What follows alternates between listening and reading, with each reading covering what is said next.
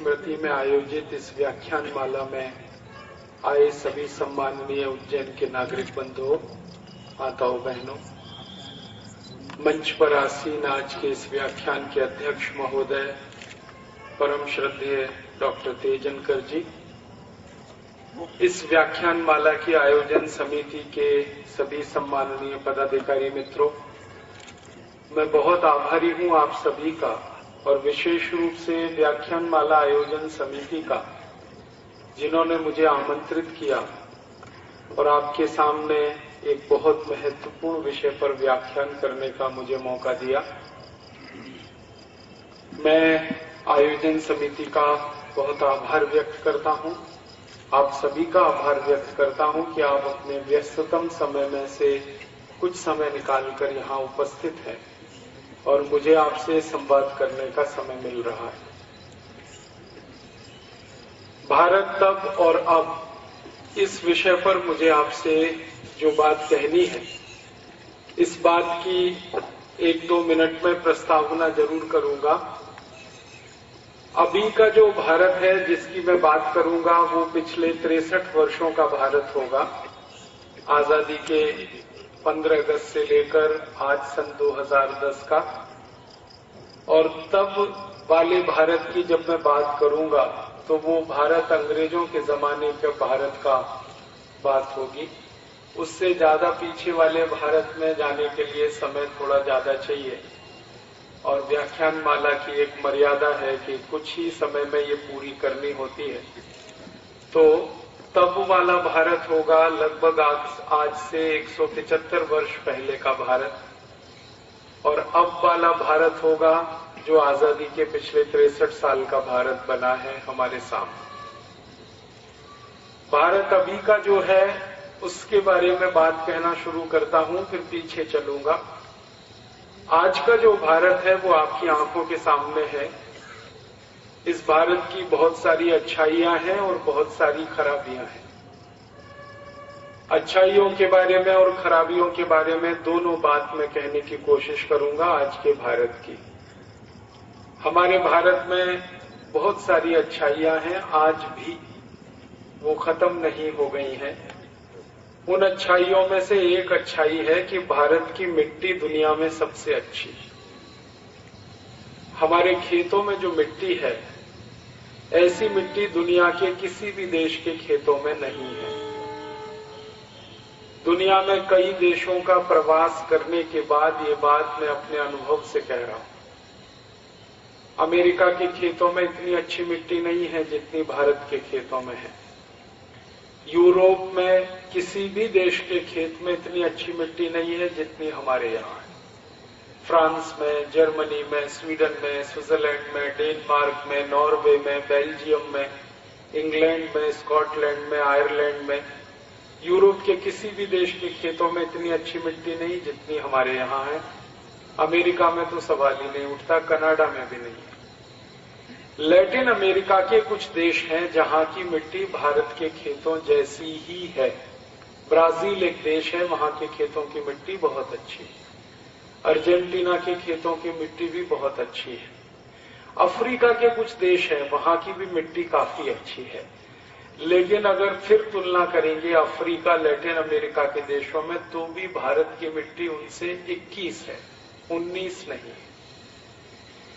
अगर थोड़ी और गहरी बात करूं आपसे कि हमारी मिट्टी की अच्छाइयां क्या क्या हैं, तो हमारी भारत की मिट्टी में 18 तरह के सूक्ष्म पोषक तत्व हैं जो दुनिया में कहीं नहीं है।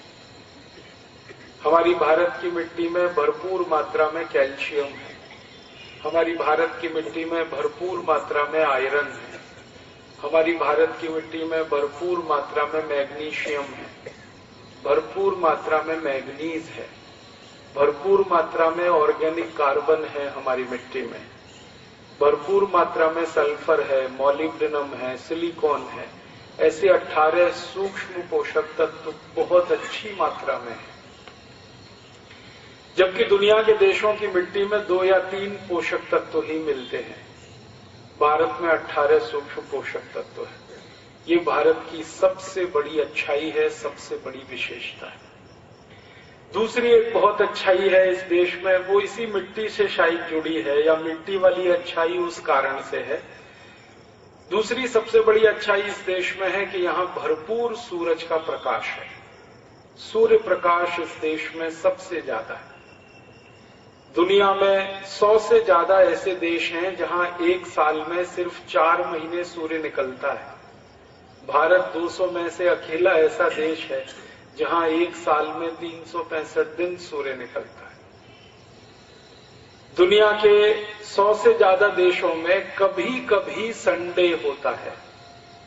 संडे माने छुट्टी नहीं, संडे माने सूर्य का दिन। भारत में एवरी डे इज संडे है, हर दिन यहां सूर्य का दिन है। करोड़ों वर्षों से सूर्य इस देश में है और अगले करोड़ों वर्षों तक रहने की तैयारी है।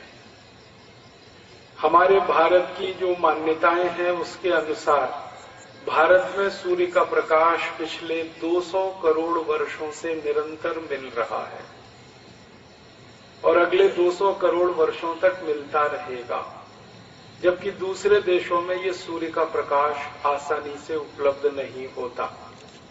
जिन देशों में सूर्य का प्रकाश नहीं मिलता ना, वहां पर लोग एक दूसरे को गुड मॉर्निंग करते हैं। अच्छी सुबह माने सूर्य का प्रकाश मिले तो उनकी सुबह अच्छी हो। भारत में every morning is good morning, every day is Sunday, हर दिन सूर्य का दिन है।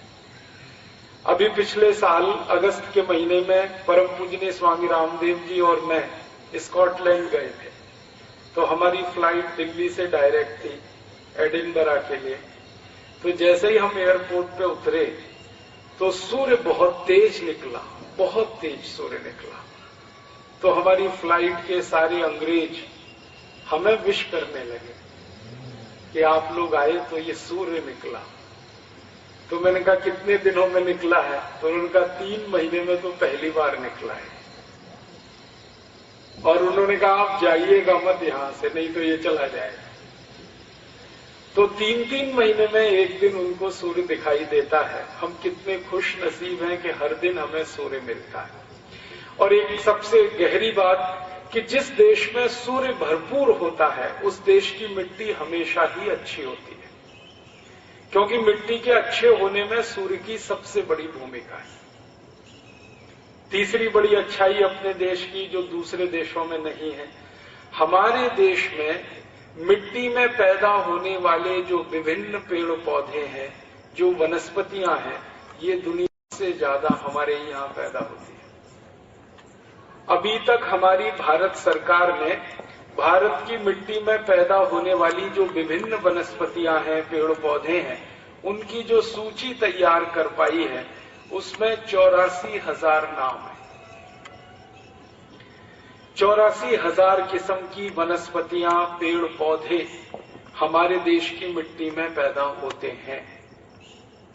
और ये तो अभी अंतिम सूची नहीं है।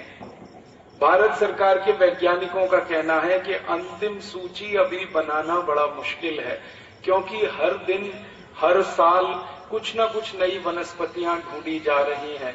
वैज्ञानिकों का ऐसा मानना है कि ये 1 लाख से ऊपर पहुंच जाएगी सूची।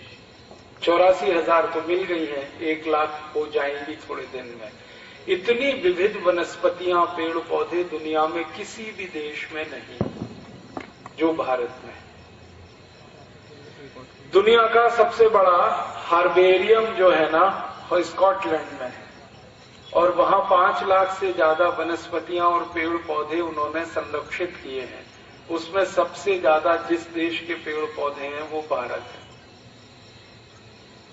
और सारी दुनिया के वैज्ञानिक इस बात पर हैरानी व्यक्त करते हैं कि भारत में जैव विविधता बहुत है, बायोडाइवर्सिटी हमारी बहुत रिच है। ये तीसरी बड़ी विशेषता है। चौथी बड़ी विशेषता हमारे देश की ये है कि हमारे देश की मिट्टी में जो कुछ पैदा होता है वो तो गर्व करने लायक है ही, मिट्टी के नीचे जो पैदा होता है वो भी गर्व करने लायक। भारत में 6,38,365 गांव हैं। उत्तर से लेकर दक्षिण, पूरब से लेकर पश्चिम, आप किसी भी गांव में चले जाइए और एक गांव में थोड़े दिन रहकर इस बात की सूची बनाइए कि उस अकेले एक गांव में क्या पैदा होता है, अकेले एक गांव में। तो आपको सुनकर हैरानी होगी, जितनी चीजें कुल मिलाकर पूरे यूरोप और अमेरिका में पैदा नहीं होती, उससे ज्यादा हमारे एक एक गांव में पैदा होती है। भारत के एक एक गांव में गेहूं, चावल, चना, दाल, मटर, दाल की कई किस्में, चने की कई किस्में, धान की कई किस्में, गेहूं की कई किस्में, कई तरह की सब्जियां, कई तरह के फल, कई तरह की जड़ी बूटियां जो औषधि के रूप में हम इस्तेमाल करते हैं, भारत के हर गांव में मिल जाएगी। एक बार मेरा एक जर्मनी के प्रोफेसर के साथ बहस हुई थी भारत और जर्मनी के बारे में। वो जर्मन प्रोफेसर, आज से 10 साल पहले की ये घटना मैं आपसे बयान कर रहा हूं। एक जर्मनी के प्रोफेसर का मेरे साथ झगड़ा हो गया इस बात के लिए कि जर्मनी महान कि भारत महान। तो वो कहता था मेरा देश महान जर्मनी, मैं कहता था मेरा देश महान भारत। तो हम दोनों ने अपने झगड़े का निपटारा करने के लिए, फैसला करने के लिए एक सूत्र बनाया, फॉर्मूला बनाया। तय तो करना है किसका देश महान, या तो जर्मनी या तो भारत। तो हम दोनों ने ये तय किया कि हम दोनों एक दूसरे के देश के बारे में प्रश्न पूछेंगे। वो मेरे देश के बारे में प्रश्न पूछेगा, भारत के बारे में, जर्मनी का प्रोफेसर, मैं जर्मनी के बारे में पूछूंगा। और जिन प्रश्नों का सबसे ज्यादा जवाब हाँ में मिलेगा उसका देश महान होगा, और जिनके प्रश्नों का सबसे ज्यादा जवाब ना में मिलेगा उसका देश घटिया है, रद्दी है। ऐसे करके हम दोनों ने एक सूत्र शुरू हुई। तो पहले वो उसने कहा कि तुम पूछो, मुझसे कहा कि तुम जर्मनी के बारे में पूछो। तो मैंने चुन चुनकर ऐसे प्रश्न किए जिनका उत्तर ना में ही आए। ये तो पूछने वाले के ऊपर है, आप क्या पूछ रहे हैं। लेकिन आपको ऐसा लगेगा कि मैं जर्मनी को नीचा दिखाना चाहता था, मैं जर्मनी की वास्तविकता उसको रियलाइज कराना चाहता। तो मैंने सबसे पहला सवाल उसको पूछा कि तुम्हारे देश जर्मनी में गन्ना होता है, गन्ना? अब साधारण सा सवाल है। तो उसने कहा नहीं होता, क्योंकि मुझे मालूम है जर्मनी में गन्ना नहीं होता। और जानबूझ के मैंने ये सवाल किया कि जर्मनी में गन्ना होता है? उसने कहा नहीं होता। मैंने कहा जर्मनी में केला होता है, केला? उसने कहा नहीं होता। मैंने कहा जर्मनी में आम होता है, आम? उसने कहा नहीं होता।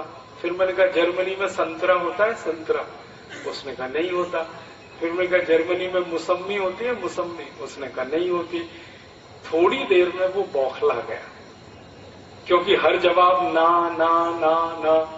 तो उसने थोड़ी देर में मुझे कहा, मिस्टर राजीव दीक्षित, मेरे जर्मनी में कोई मीठी चीज पैदा नहीं होती, अब आगे पूछो।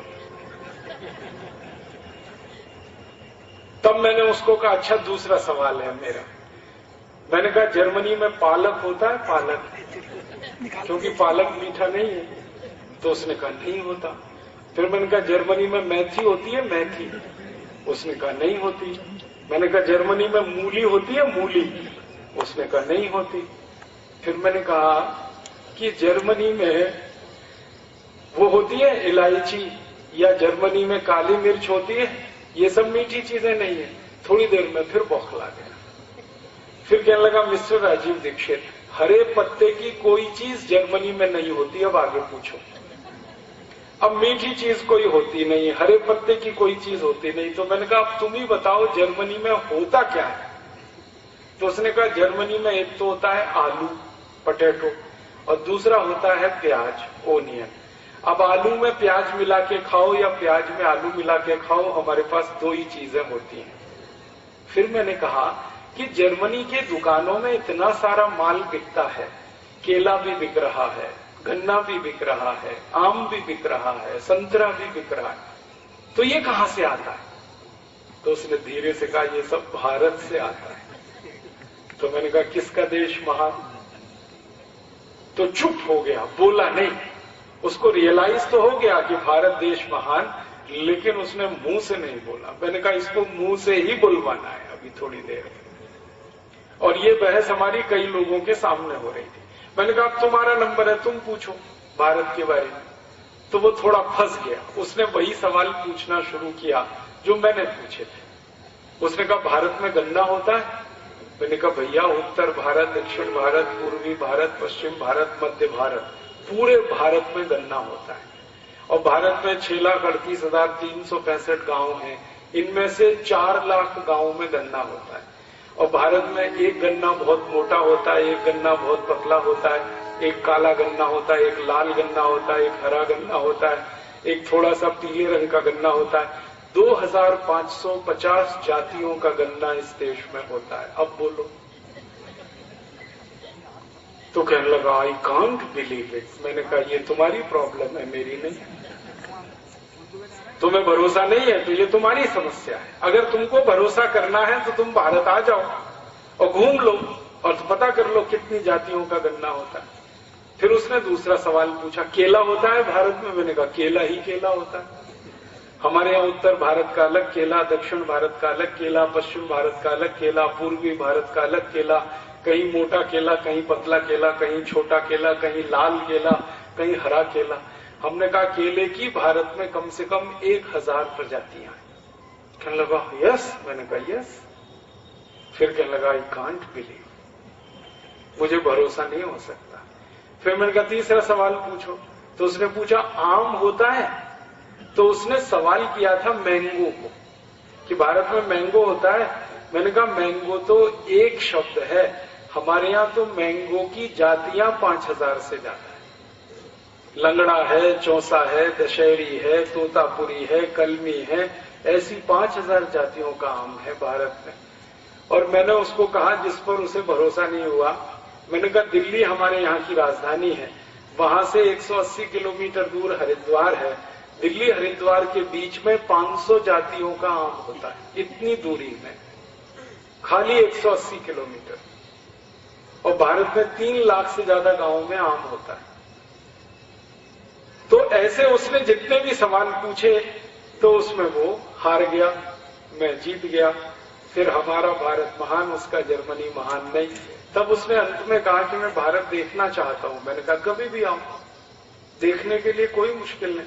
आने जाने की कोई प्रॉब्लम है तो हम भारतवासी तुम्हारा टिकट बना देंगे, तुम आ जाओ कभी भी। वो आया, भारत में 3 महीने की छुट्टी लेके आया, 3 महीने का वीजा मिला और हमने उसको भारत में उत्तर, दक्षिण, पूरब, पश्चिम सब जगह घुमाया। और उसको एक डायरी और पेंसिल दिया था कि जो जो तुम गांवों में देखो कि यहाँ क्या होता है उसको नोट करना। जब आखिरी में वो वापस जाने लगा तो मैंने कहा तुम्हारी डायरी में क्या नोट किया है तुमने? तब उसने कहा कि भारत के एक एक गांव में 2000 से ज्यादा वस्तुएं पैदा होती हैं, जो मैं पहले विश्वास नहीं कर सकता। और वो उसने खुद कहा कि इंग्लैंड में और पूरे यूरोप में 2 या 4 वस्तुएं पैदा होती हैं सभी गांवों में, और यहाँ एक एक गांव में 2000 वस्तुएं पैदा होती हैं। तब उसने कहा तुम्हारा देश महान। तो मैंने कहा अब बोलो तुम्हारा क्या कहना है भारत के बारे में? तो उसने कहा कि मेरी इच्छा है कि मैं भारत में रहूं। तो मैंने कहा सिटीजनशिप नहीं मिलेगी तुम्हें। तो कहने लगा वो क्या करना पड़ेगा? मैंने कहा भारत में जन्म लो। कहने लगा उसके लिए क्या करना पड़ेगा? तो मैंने कहा हिंदू हो जाओ। कहने लगा क्यों? मैंने कहा तुम्हारी क्रिश्चियनिटी में तो पुनर्जन्म होता नहीं, तुम तो ईसाई हो ना, और ईसाइयत में पुनर्जन्म होता नहीं। पुनर्जन्म तो इस्लाम में भी नहीं होता। पुनर्जन्म तो सिर्फ सनातन भारतीय जो मान्यता है इसमें होता है। फिर थोड़ा झगड़ा करने लगा वो, तो मैंने उसको शांत किया कि भैया तुम्हारे ईसा मसीह को अभी तक पुनर्जन्म नहीं हुआ, तुम्हें कैसे हो जाएगा? तुमको अगर भारत में जन्म लेना है तो हिंदू हो जाओ। तो कहने लगा ये तो बड़ा मुश्किल है। मैंने कहा बहुत आसान, हम तुम्हारे ऊपर थोड़ा गंगा जल छिड़केंगे और तुम्हारा नाम बदल देंगे, इतना सही है, इससे ज्यादा कुछ नहीं करने वाले। कहने लगा इसका मैसेज तो बहुत दूर तक जाएगा। मैंने कहा वही हमें भेजना है, ये मैसेज जर्मनी तक जाए, वही तो हम चाहते हैं। कहने लगा फिर मैं सोच के बताऊंगा। मैंने कहा ठीक है। फिर जाते जाते वो यही कह के गया कि मैं जीसस से प्रार्थना करूंगा कि अगला जन्म भारत में मिले। मैंने कहा वो प्रार्थना तुम्हारी नहीं स्वीकार होगी, क्योंकि ईसाइयत में पुनर्जन्म होता ही नहीं है। पुनर्जन्म वाली एक ही दुनिया में सभ्यता है जिसको हम भारतीय सभ्यता कहते हैं। ये भारत की विशेषताओं में से एक है। मैंने कहानी के माध्यम से आपको कई चीजें बता दी कि भारत में बहुत कुछ ऐसा होता है जो दुनिया में कहीं नहीं होता। सारी दुनिया के देशों की फसलों पर नजर आप डालो तो ज्यादातर देशों में 2 या 3 फसलें मिलेंगी। एक तो गेहूं होता है, थोड़ी कपास हो जाती है, थोड़ी मक्का हो जाती है। और भारत के एक एक गांव में 200 से ज्यादा फसलें होती हैं। गेहूं, मक्का और चना तो कुछ ही है, 200 से ज्यादा फसलें। ये भारत की विशेषता है, ये भारत की अच्छाई है। और भारत की जमीन के नीचे 90 तरह के खनिज पदार्थ मिलते हैं जो दुनिया के किसी भी एक देश में एक साथ नहीं मिलते। अमेरिका में कुछ खनिज पदार्थ हैं, कनाडा में थोड़े से हैं, यूरोप में तो बहुत कम है। अमेरिका के पास लैटिन अमेरिका में थोड़े खनिज पदार्थ हैं, ब्राजील, मैक्सिको आदि में। अफ्रीका में थोड़े ज्यादा खनिज पदार्थ हैं, लेकिन ज्यादा से ज्यादा खनिज पदार्थ जिन देशों में है उनकी संख्या 15 से लेकर 60 से 70 है। भारत में 90 से ज्यादा खनिज पदार्थ एक ही देश की सीमा में। आयरन ओर हमारे यहाँ, बॉक्साइट ओर हमारे यहाँ, माइका हमारे यहाँ, क्या नहीं है हमारे पास जमीन के नीचे। और ये सब कुछ मैं ढूंढता रहता हूं कि ये सब इतना अच्छा क्यों है भारत में। जमीन के नीचे 90 खनिज पदार्थ। और अभी अभी पता चला कि हमारी जमीन के नीचे तो अब गैस भी भरपूर मात्रा में है, जिसको हम सीएनजी कहते हैं। आंध्र प्रदेश के कावेरी बेसिन में गैस का भंडार मिला है, आपने पढ़ा होगा, सुना होगा। वैज्ञानिकों का ये मानना है कि इस गैस के भंडार को हम इस्तेमाल करें भारत की सभी गाड़ियों में। सभी गाड़ियों से मतलब सभी तरह की गाड़ियों में, 4 पहिए वाली हो, 2 पहिए वाली हो, या रेलगाड़ी के इंजन में हम ये गैस को जलाएं, सब तरह से जलाएं तो अगले 340 साल तक ये गैस खत्म नहीं होने वाली। कितनी गैस मिली है कावेरी बेसिन। और कावेरी बेसिन जैसे 8 क्षेत्र पता चले हैं गैस के। ये तो एक है कावेरी बेसिन, ऐसे 8 क्षेत्र पता चले। अब तक हम ये अफसोस व्यक्त करते थे कि भारत में बहुत तरह के खनिज पदार्थ हैं लेकिन गैस नहीं है। भरपूर गैस मिली है। और अभी एक खुशखबरी और है कि भारत के राजस्थान वाले सूखे इलाके में भरपूर तेल मिल गया है। ये जो जैसलमेर है, ये जो बाड़मेर है, ये जो बीकानेर है, ये इलाके में आप कभी जाओ तो सूखी रेत के अलावा कुछ नहीं है, वहां तेल के भंडार मिल रहे। अब तेल खुदाई का काम वहां शुरू होने वाला है और उम्मीद कर रहे हैं कि इतने तेल के भंडार हमारे पास हो जाएं कि 150 से 250 साल तक हम उनका इस्तेमाल कर पाए।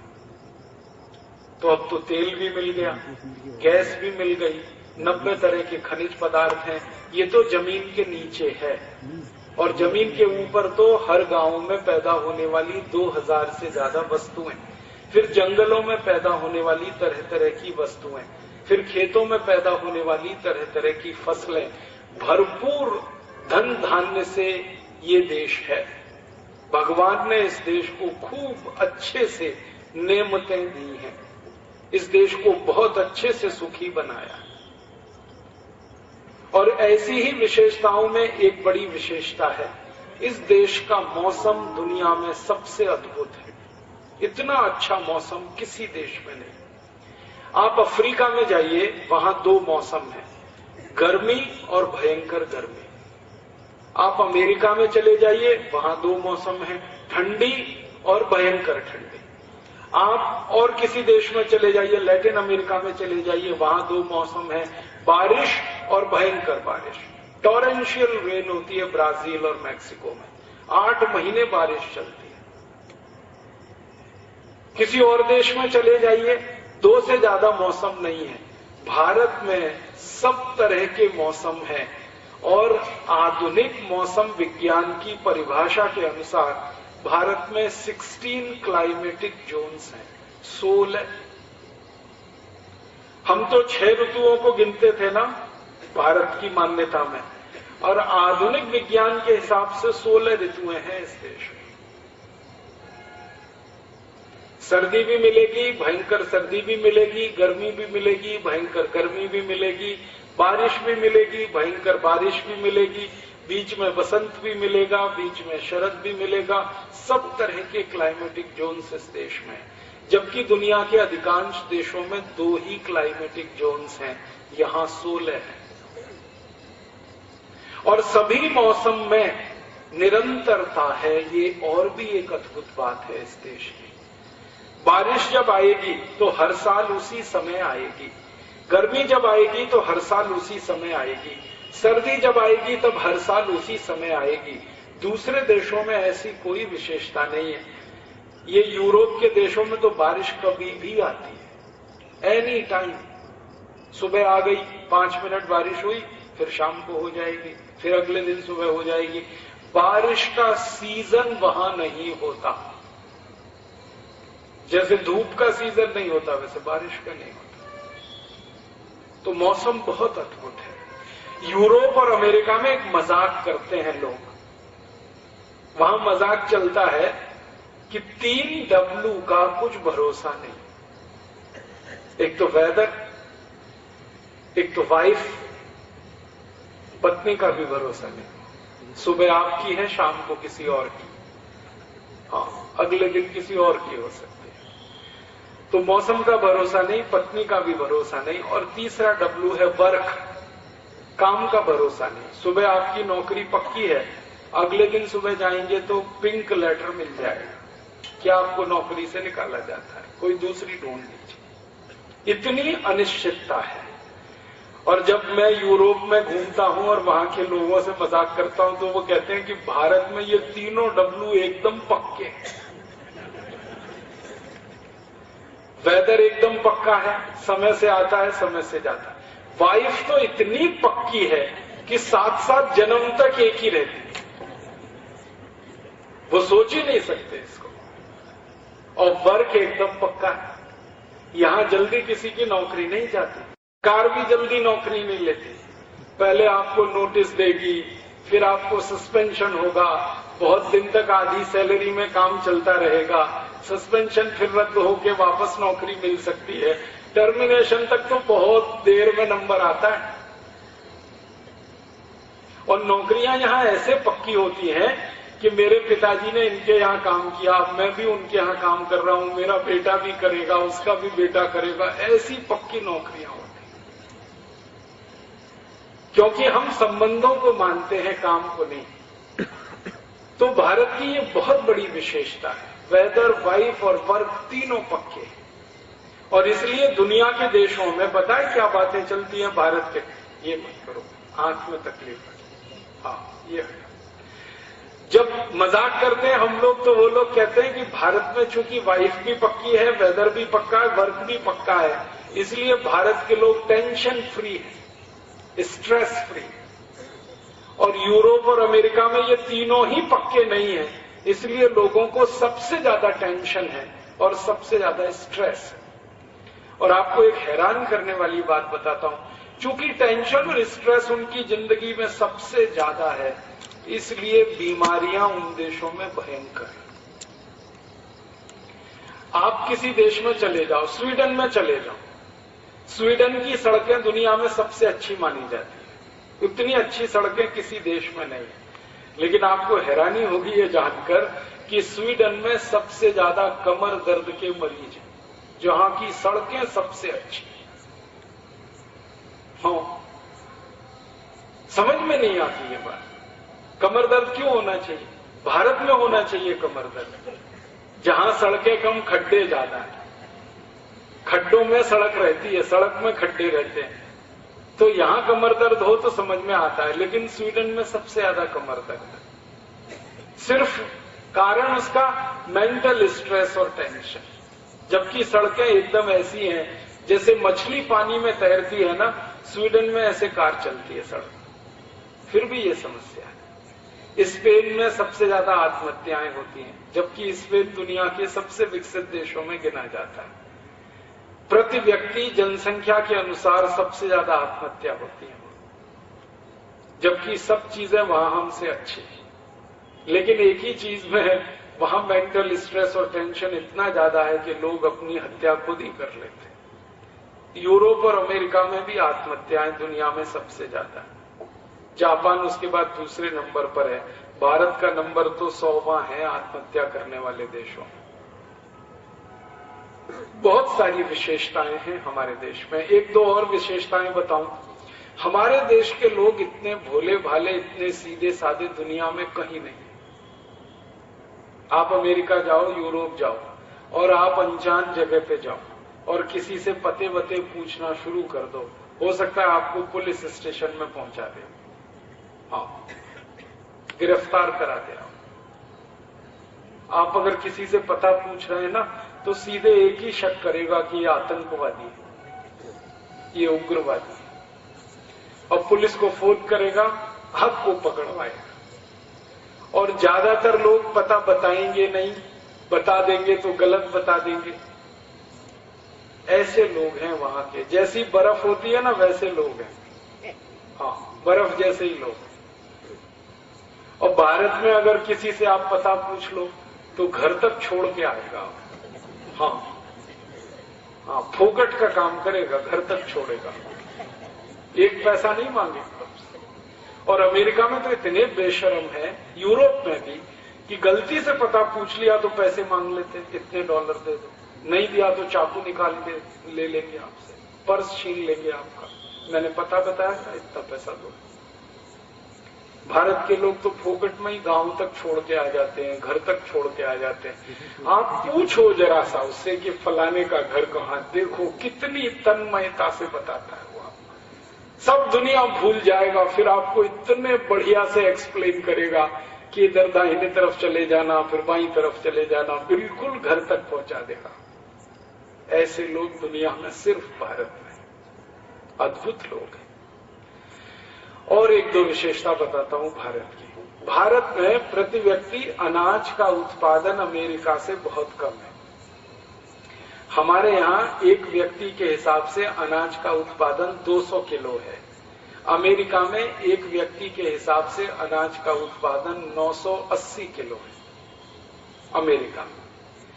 माने अमेरिका में पर कैपिटा फूड ग्रेन्स की अवेलेबिलिटी, उपलब्धता भारत से 4 गुनी ज्यादा है, 4.5 गुनी ज्यादा है। उनके यहाँ अनाज हमसे ज्यादा है, समझ में आया? और हमारे पास उनसे कम अनाज है। लेकिन अमेरिका में अपने अनाज को कोई दूसरे के साथ शेयर नहीं करता। इसको सरल भाषा में समझाऊं, अमेरिका में कोई व्यक्ति दूसरों को दावत पे नहीं बुलाता, खाना नहीं खिलाता। और हम जहां एक वर्ष में एक व्यक्ति को 200 किलो से भी कम अनाज है, हम दावतों पे दावतें करते जाते हैं।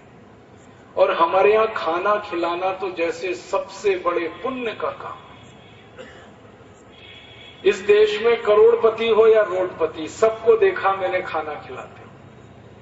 रोडपति भी है ना तो कर्ज लेके खाना खिला देता है। शादी हो, विवाह हो या कोई घर में समारोह हो, अगर कुछ नहीं है, मान लो कोई मंदिर की ही प्रतिष्ठा समारोह है, तो पूरा मोहल्ला खाना खिला देता है। मैं अभी गोवा गया था, यहां सीधे गोवा से आया। गोवा में एक बिल्कुल छोटा सा गांव है, 356 घर का एक गांव है। बहुत छोटा सा गांव, 356 परिवार, सोचो कितना छोटा गांव। उस गांव में एक यात्रा होती है, यात्रा माने यात्रा।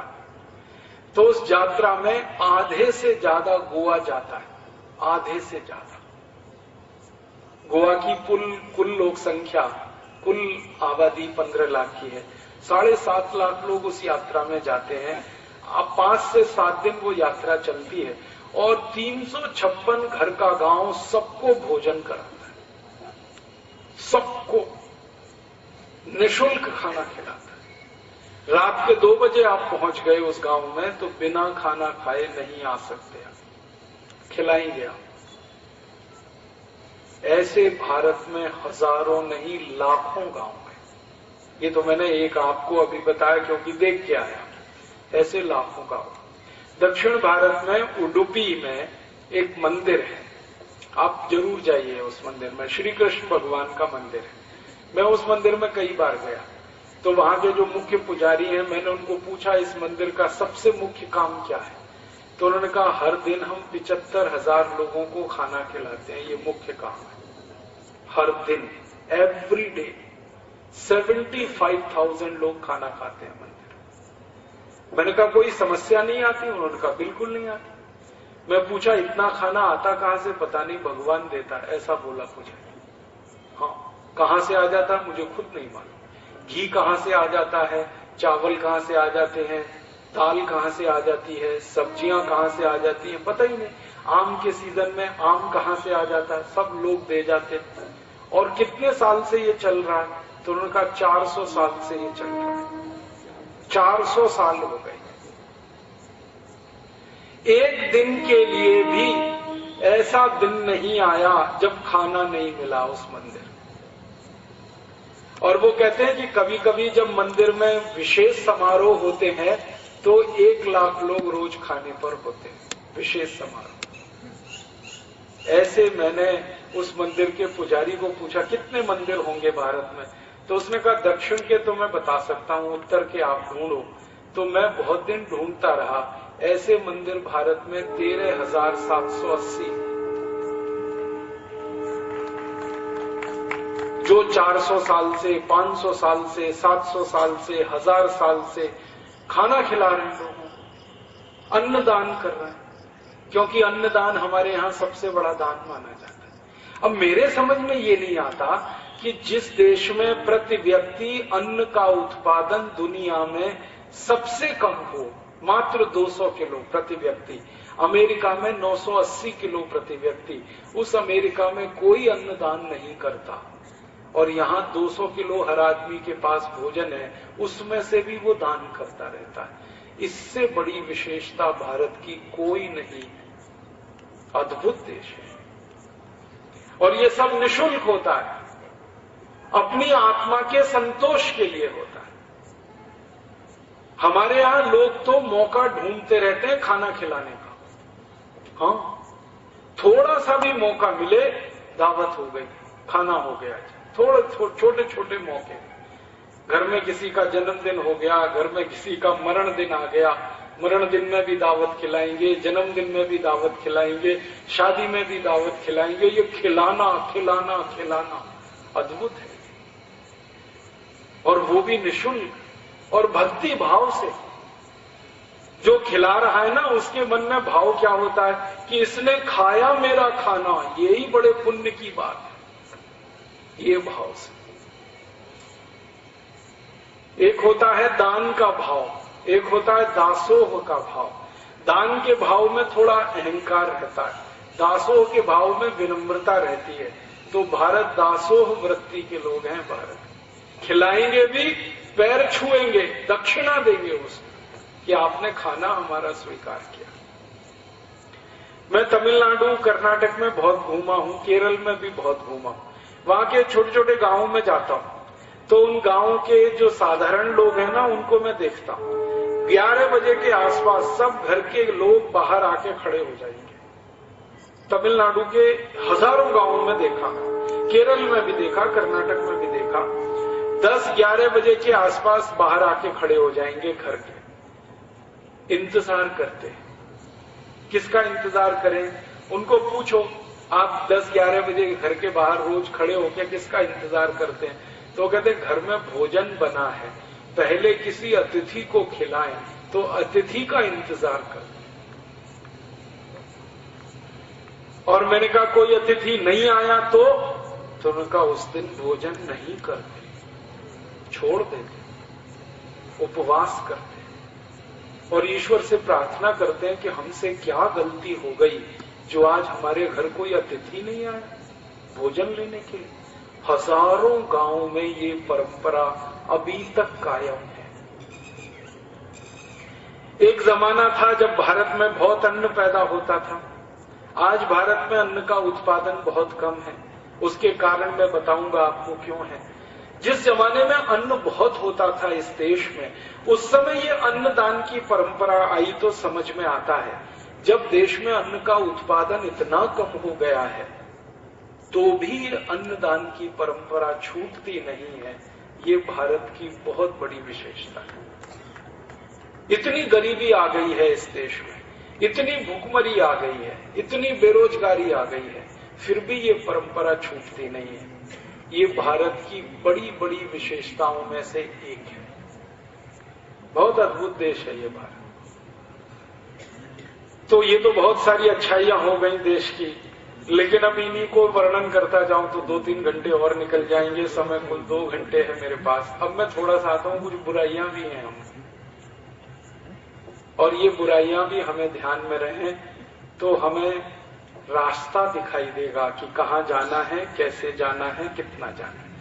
बुराइयां कुछ हैं हमारे देश में, उनमें से एक बुराई है, इस समय के भारत की बात हो रही है, ये तब के भारत की बात नहीं कर रहा हूं, अब के भारत की सबसे बड़ी बुराई हम में है, गरीबी आ गई।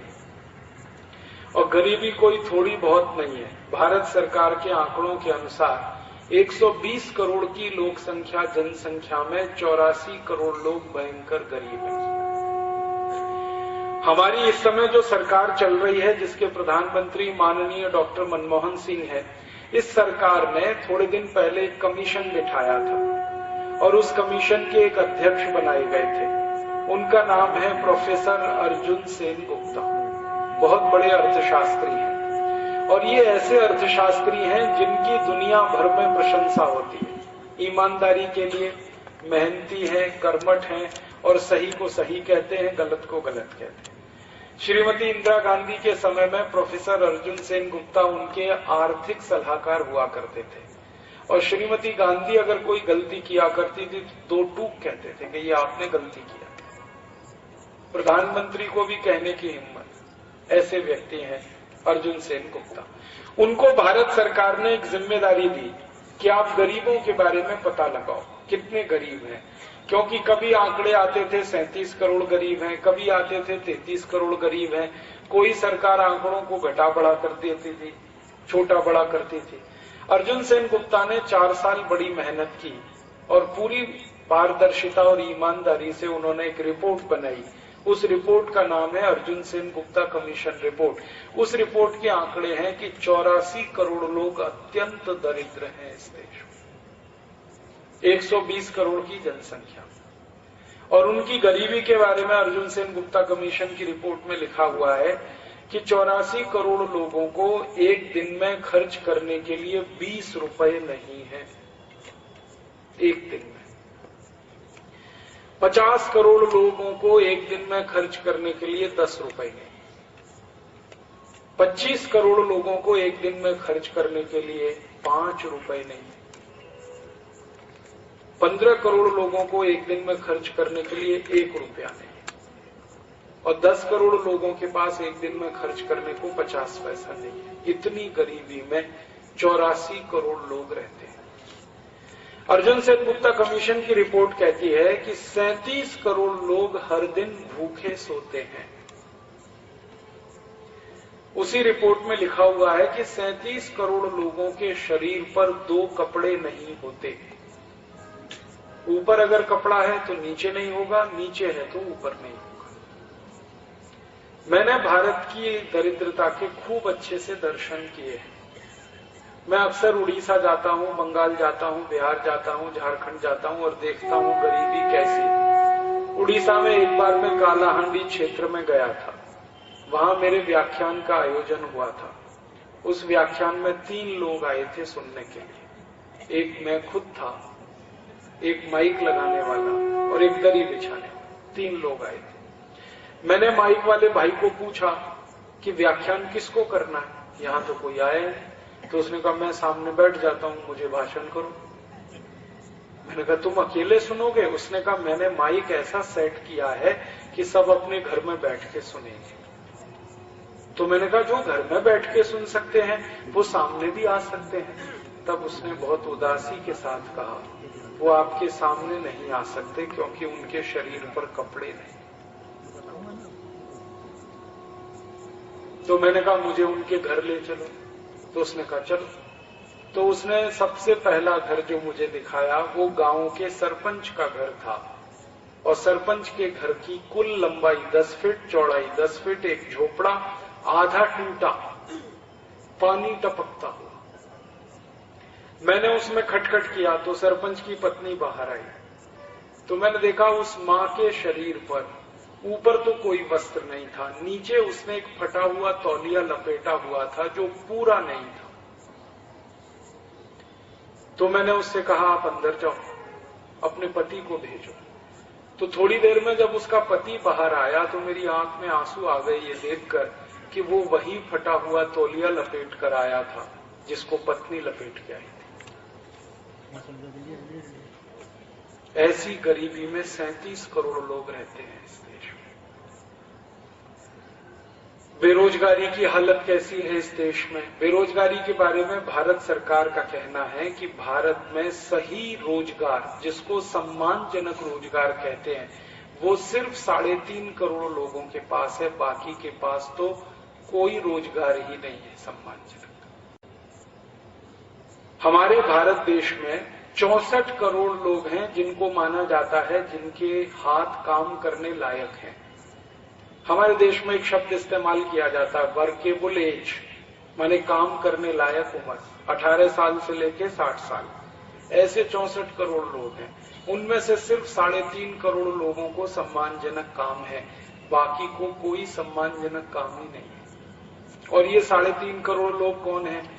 15 लाख लोग हैं जो आर्मी में काम करते हैं, 17 लाख लोग हैं जो रेलवे में हैं, करीब 18 लाख के आसपास बैंक और बीमा कंपनियों में, 40 लाख से ज्यादा पब्लिक सेक्टर्स में, फिर केंद्र सरकार की नौकरी में, फिर राज्य सरकार की नौकरी में, फिर नगर पालिका की नौकरियों में।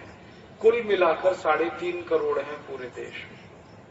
माने 60 करोड़ 50 लाख लोगों को सम्मानजनक काम ही नहीं है। इनमें से आधे से ज्यादा लोग, 30 करोड़ से ज्यादा लोग ऐसे हैं जिनको साल में सिर्फ 3 महीने काम मिलता है। जब खेत में कोई कटाई होती है या खेत में कोई बुआई होती है या निराई गुड़ाई होती है, तब उनको काम मिलता है। बाकी दिन वो खाली रहते हैं। और बाकी जो दूसरे करीब 30 करोड़ हैं, ये भटकते रहते हैं, एक गांव से दूसरा, दूसरे से तीसरा, तीसरे से चौथा। किसी ईंट वाले भट्टे पे काम कर लेते हैं, कभी किसी शहर में फुटपाथ पे जाकर अपनी दुकान सजा लेते हैं, कभी ठेली और गाड़ी में रख के सब्जियां बेच लेते हैं, कभी घर घर जाके अखबार पहुंचा देते हैं। ऐसे 30 करोड़ लोग, लेकिन उनका भी हाल बड़ा बेहाल है। और दुर्भाग्य से, सौभाग्य से आप और मैं उन 3.5 करोड़ लोगों में से हैं जिनको सम्मानजनक रोजगार है, प्राइवेट सेक्टर में, पब्लिक सेक्टर में, कुल मिला। बाकी के पास सम्मानजनक काम। और थोड़ा आगे बढ़े, भारत की बुराइयों में से एक बुराई ये है कि इस देश में अशिक्षा बहुत भयंकर है। आजादी के 63 साल के बाद भी पूरे देश की साक्षरता नहीं हो पाई है। 52% आबादी अभी भी निरक्षर है इस देश में। और थोड़ा आगे बढ़े, इस देश की बुराइयों में से एक बुराई है कि भारत में 120 करोड़ की जनसंख्या में 77 करोड़ लोग भयंकर बीमारियों के शिकार हैं। 5 करोड़ 70 लाख लोगों को डायबिटीज है, 4.5 करोड़ लोगों को हृदयघात होता है, अक्सर कभी भी मर सकते हैं। कोलेस्ट्रॉल, ट्राइग्लिसराइड इतना बढ़ा हुआ है उनका, कभी भी हार्ट अटैक आए और मर जाए। 8 करोड़ भारतवासियों को कैंसर है, 24 लाख हर साल कैंसर से मरते हैं इस देश में। 12 करोड़ भारतवासियों की आंखों के रोग हैं, 14 करोड़ लोगों को लंग्स के रोग हैं, 17 करोड़ लोगों को घुटने, कमर, कंधों में दर्द है, गाउट है, आर्थराइटिस है। 20 करोड़ से ज्यादा लोगों को हाइपरटेंशन, बहुत बुरी हालत है। और इससे भी बुरी हालत है कि सरकार के पास इन 77 करोड़ लोगों की बीमारी के इलाज के लिए पैसे नहीं है। केंद्र सरकार के पास एक साल में 22,300 करोड़ का बजट है कुल मिलाकर पूरे देश के लिए। इसमें से लगभग 20,000 करोड़ रुपए सरकारी अस्पतालों के डॉक्टर, नर्सेज और वार्ड बॉय की तनख्वाह देने में चला जाता है। 2,300 करोड़ लोगों की चिकित्सा के लिए बचता है। मैंने कैलकुलेशन किया तो हर व्यक्ति के लिए 1 साल में चिकित्सा का खर्च 20 रुपए है सरकार के पास। 1 साल में 20 रुपए। अब 20 रुपए में तो सर्दी जुकाम भी ठीक नहीं हो सकता। भारत की बुराइयों में से एक बुराई है कि यहां जो बच्चे पैदा होते हैं 65% बच्चे जन्म के समय एनीमिया के शिकार होते हैं। विटामिन सी की भरपूर कमी लेके पैदा होते हैं 65% बच्चे, और 50% से ज्यादा गर्भवती माताएं वो एनीमिया की शिकार हैं इस देश में। 5 साल से कम उम्र के बच्चों को दुनिया में सबसे ज्यादा कुपोषित माना जाता है भारत में। सबसे ज्यादा कुपोषित बच्चे भारत में हैं 5 साल की उम्र से कम। और कुछ बुराइयां हैं जो इस देश में आ गई हैं। दुनिया का महाभ्रष्ट देश है ये भारत इस समय। दुनिया में 200 देश हैं, उनमें से महाभ्रष्ट देशों की एक सूची तैयार की गई है। उसमें सबसे पहले नंबर पर बांग्लादेश है, दूसरे नंबर पर पाकिस्तान है, तीसरे नंबर पर भारत है। मतलब ये तीनों एक ही देश है। 1947 के पहले तो एक ही था, सबसे भ्रष्ट देश। भ्रष्टाचार का आलम क्या है इस देश में? एक प्रधानमंत्री हुए श्री राजीव गांधी, वो कहते थे कि किसी भी गरीब आदमी के विकास के लिए जब मैं 1 रुपया भेजता हूं तो उस गरीब आदमी तक 15 पैसा ही पहुंचता है, 85 पैसा बीच में ही लुट जाता है। ये राजीव गांधी ने कहा था। जब उनको लोकसभा में ये पूछा गया कि ये कौन लूटता है 85 पैसा, तो उन्होंने कहा हम लूटते। खुल के कहा था, हम लूटते। तो एक सांसद ने पूछा हम का मतलब क्या? तो राजीव गांधी ने कहा कि हम पॉलिटिशियंस, हम ब्यूरोक्रेट्स और हम कर्मचारी तीनों मिलकर लूटते हैं इस देश में। और 1 रुपए में से 85 पैसा लूटते हैं, जो आपके द्वारा टैक्स में दिया जाता है उसमें से लूटते। अब राजीव गांधी तो जीवित नहीं है, उनका बेटा राहुल गांधी इस समय लोकसभा में है। उसने अभी एक बात कही, उसने कहा मेरे पिताजी के जमाने में 1 रुपए में से 85 पैसा लूटा जाता था और 15 पैसा गरीबों तक पहुंच पाता था। अब मेरे जमाने में 1 रुपए में से 92 पैसा लूटा जाता है, 8 पैसा ही गरीबों तक पहुंच पाता है। राहुल गांधी को पूछा गया कि तुमने ये हिसाब कहां से निकाला? तो उसने कहा ये मेरा हिसाब नहीं है, भारत की एक सबसे बड़ी संस्था है जिसका नाम है CAG, controller and auditor general of India, उनका हिसाब है। मैं तो लोकसभा में सिर्फ प्रस्तुत कर रहा हूं इसको। अब 1 रुपए में से 92 पैसा लूटा जाता है। इतना भ्रष्टाचार, इतनी रिश्वतखोरी इस देश की। हमने इस विषय पर थोड़ा गंभीर अध्ययन किया तो पता चला कि आजादी के पिछले 63 वर्षों में ये भ्रष्टाचार इतना अधिक हुआ है कि हम हैरान हो जाते हैं। जब आजादी आई थी, पंडित जवाहरलाल नेहरू देश के प्रधानमंत्री बने। उनका सबसे पहला भाषण लोकसभा में जो हुआ, उसमें उन्होंने कहा था कि मेरी सबसे बड़ी लड़ाई भ्रष्टाचार के खिलाफ है। और नेहरू जी ने लोकसभा में ये कहा था कि एक भी भ्रष्ट आदमी मुझे मिलेगा तो बिजली के तार से उल्टा लटका दूंगा उसे। ये नेहरू जी कहा करते थे। वो नेहरू जी 17 साल लड़ते रहे, भ्रष्टाचार लगातार बढ़ता रहा। उन्हीं के समय में सबसे बड़ा घोटाला हुआ। नेहरू जी के जो रक्षा मंत्री थे ना, VK कृष्ण मेनन, उन्होंने ही सबसे बड़ा घोटाला किया था, जिसका नाम था जीप स्कैंडल। उन्होंने चेकोस्लोवाकिया नाम के देश से कुछ जीपें खरीदी, कागज पर, वास्तव में नहीं आई। पैसे चले गए, जीप नहीं आई। और उसमें VK कृष्ण मेनन पकड़े गए थे।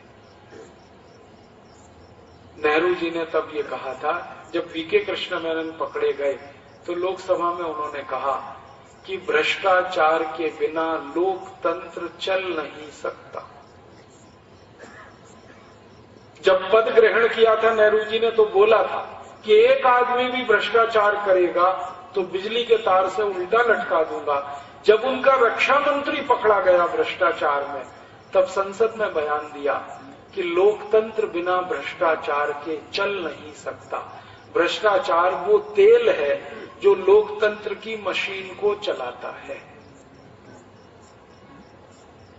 तो कहानी खत्म हो गई, माने भ्रष्टाचार बढ़े और बढ़े।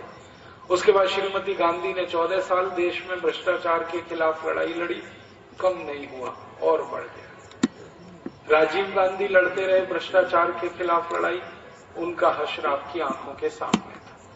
फिर नरसिम्हा राव लड़ते रहे, इंद्र कुमार गुजराल लड़ते रहे, वीपी सिंह चंद्रशेखर लड़े, देवेगौड़ा लड़े, अटल बिहारी वाजपेयी लड़ते रहे, अब मनमोहन सिंह लड़ रहे। और भ्रष्टाचार है कि बढ़ता ही जा रहा है, सुरसा के मुंह की तरह। जीप स्कैंडल को जब मैंने पढ़ा, देखा, समझा, जाना, तो मुझे लगा कि जीप स्कैंडल जब हुआ था तो उस समय भ्रष्टाचार की गंगोत्री बहा करती थी। अब भ्रष्टाचार का महासागर है। गंगोत्री की धारा बिल्कुल छोटी है, पतली है, अब महासागर है पूरे देश में। बहुत बुरी बुराई है इस देश में, गरीबी है, बेरोजगारी है, भ्रष्टाचार है, और हमारे देश के लोगों को इलाज नहीं मिल पा रहा है, दर दर भटक रहे हैं, ठोकरें खा रहे हैं, शिक्षा नहीं है, साक्षरता नहीं है। और इससे भी ज्यादा शर्मनाक लगता है ये कहना कि आजादी के 63 साल के बाद भी इस देश के लोगों को शुद्ध पीने का पानी नहीं। हमारे भारत में 21 करोड़ परिवार हैं और नई जनसंख्या का अभी वो शुरू हुआ है, तो परिवारों की संख्या शायद 25 करोड़ होने वाली है। तो 25 करोड़ परिवारों में से 14 करोड़ परिवारों को कभी भी शुद्ध पीने का पानी नहीं मिलता, और 14 करोड़ परिवारों की माताओं बहनों को शुद्ध पीने का पानी नहीं मिलता। इसलिए उनकी जिंदगी में सबसे ज्यादा बीमारियां खराब पानी की हैं। खराब पानी से होने वाली बीमारियां सबसे ज्यादा है, और बीमारियों में खर्चा भी सबसे ज्यादा उसी में। और कई कई गांवों में तो इतना बुरा हाल है कि एक बाल्टी पीने का पानी लाने के लिए 2-2, 3-3 किलोमीटर पैदल जाना पड़ता है, एक बाल्टी पानी लाने। मैंने मेरी आंखों से देखा है भारत के कई गांवों में, मैंने 10,000 से ज्यादा गांवों में प्रवास किया है पिछले 20 साल में। मैंने देखा है कि सुबह 3 बजे माताएं या भाई एक बाल्टी पानी लेने जाते हैं, 6-7 बजे तक पानी आता है, फिर खाना बनाते हैं, फिर बाल्टी खत्म हो जाती है, फिर दूसरा बाल्टी लेने के लिए जाते हैं, 12-1 बजे तक फिर पानी आता है, फिर दोबारा खाना बनाते हैं, फिर तीसरी बाल्टी लेके जाते हैं। जिंदगी का 1/3 समय वो सिर्फ पानी लाने में खर्च करते हैं। एक बार मेरे बहुत अच्छे पुलिस अधिकारी मित्र हैं, उनसे मैंने पूछा कि आपके जो पुलिस स्टेशन सारे देश में हैं, इनमें सबसे ज्यादा जो मुकदमे आजकल आते हैं वो किस विषय पर है? तो उनका पानी के झगड़ों पर सबसे ज्यादा मुकदमे दर्ज हो रहे हैं आजकल पुलिस स्टेशन। एक दूसरे के लोग सिर फोड़ रहे हैं पीने के पानी के। खराब हाल है इस देश में। और ये बुराइयां बहुत बहुत बता के मुझे आपको उदास नहीं करना है, लेकिन ये हकीकत है आज के भारत में। अब प्रश्न उठता है कि क्या ऐसा भारत तब भी था? अब व्याख्यान का अगला हिस्सा मैं शुरू कर रहा हूं। तब का भारत कैसा था? तब के भारत में मैंने अपनी सीमा बनाई है, क्योंकि मेरे पास समय कम है। सीमा यह बनाई है कि अंग्रेजों के आसपास के भारत का आकलन जरा किया जाए। अंग्रेज आने के पहले तक भारत कैसा था? अंदाजा लग जाएगा कि अंग्रेजों के आने के समय तक अगर ऐसा था तो उनके पहले कैसा होगा, एक अंदाजा हम लगा सकते हैं। मैं शुरुआत करता हूं अंग्रेजों के आने के समय के भारत के बारे में बात कहने के लिए एक व्यक्ति का नाम लेता हूं। उसका नाम था थॉमस बैबिंगटन मैकॉले। एक अंग्रेज था, भारत आया, सन 1834 में भारत आया।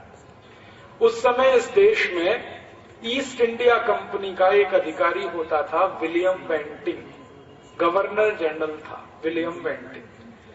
ये जो गवर्नर जनरल की पोस्ट होती है, ये पोस्ट वैसी ही हुआ करती थी जैसे आज प्रधान